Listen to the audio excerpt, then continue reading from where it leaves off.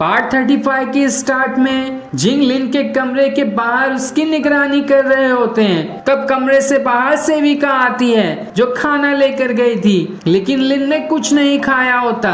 ये देखकर जिंग लिन से कहते हैं खाना खा लो वरना तुम कमजोर हो जाओगी, जिस पर वो कहती है जब तक आप मुझे बाहर नहीं आने देंगे तब तक मैं खाना नहीं खाऊंगी।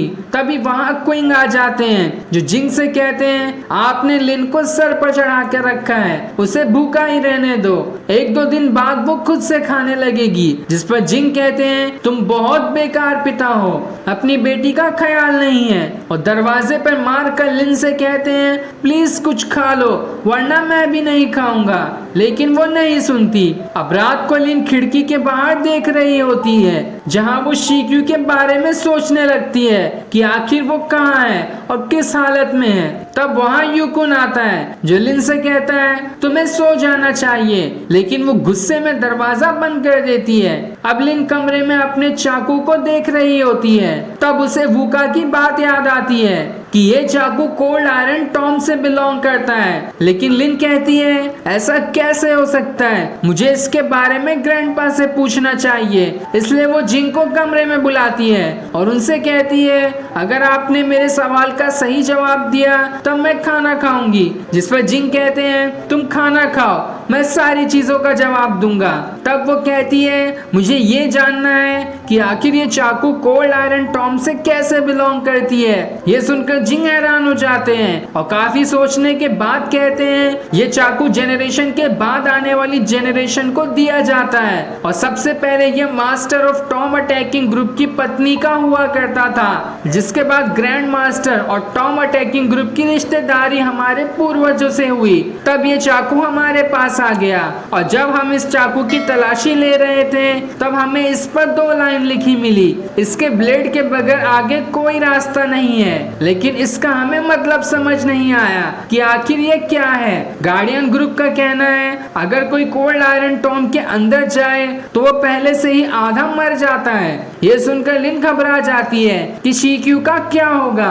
तब जिंग कहते हैं वहां जाने पर शीक्यू की जान को खतरा है, इसलिए मैं तुम्हें उसके साथ नहीं जाने दे रहा हूँ। जिस पर लिन कहती है चाहे मैं उसके साथ मर ही क्यों ना जाऊं, मैं उसके पास जाऊंगी। यहाँ बैठे बैठे उसके इंतजार में मरने से अच्छा है शीक्यू के साथ मर जाना।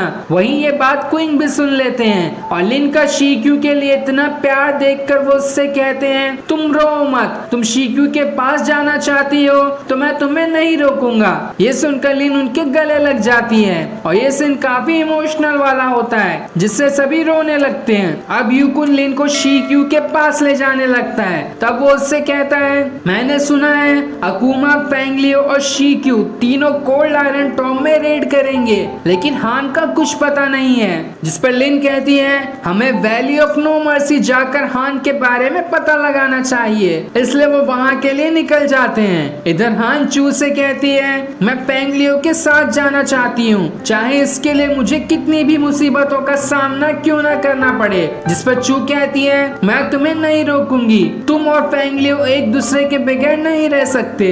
इधर लिन और यूकुन वैली ऑफ नो मर्सी के गेट के पास आते हैं जहां यीजुई उनका रास्ता रोककर उनके बारे में पूछती है, जिस पर वो उसे अपने बारे में बताते हैं, और उनके बारे में जानकर यीजुई उन्हें पहचान लेती है। वो कहती है हान अंदर ही है, मेरे पीछे आओ, मैं तुम्हें उन तक ले जाऊंगी। इसलिए वो उसके पीछे जाने लगते हैं। दूसरी तरफ चू और हान के सामने लीमू वुहान के साथ आती है। चू उससे कहती है अब किस चीज की तुम्हें जरूरत पड़ गई जो तुम मुझसे मिलने आई हो, पिछली बार की हार याद नहीं है क्या। जिस पर लीमू कहती है जियान ने ऑर्डर दिया है जिस पर भी शक हो कि वो कुछ गड़बड़ कर सकता है उसे खत्म कर दिया जाए। तब चू कहती है लगता है तुम्हें मेरी पॉइजन हैंड की स्किल देखने का शौक चढ़ रहा है। जिसके बाद वो लीमू से लड़ना शुरू कर देती है, जहां उन दोनों में घमासान लड़ाई होने लगती है। चू अपने पॉइजन हैंड की स्किल से लड़ रही होती है तो वहीं लीमू अपनी स्वॉर्ड की पावर से चू पर अटैक करती है। तब हान भी लीमू से लड़ने जाती है लेकिन उसका रास्ता वुहान रोक लेता है और उससे लड़ना शुरू करता है। वो दोनों भी जबरदस्त लड़ाई करते हैं लेकिन वुहान अपना बहुत ही पावरफुल अटैक जैसे ही हान पर करने वाला होता है ये एपिसोड यहीं एंड हो जाता है। Thanks for watching.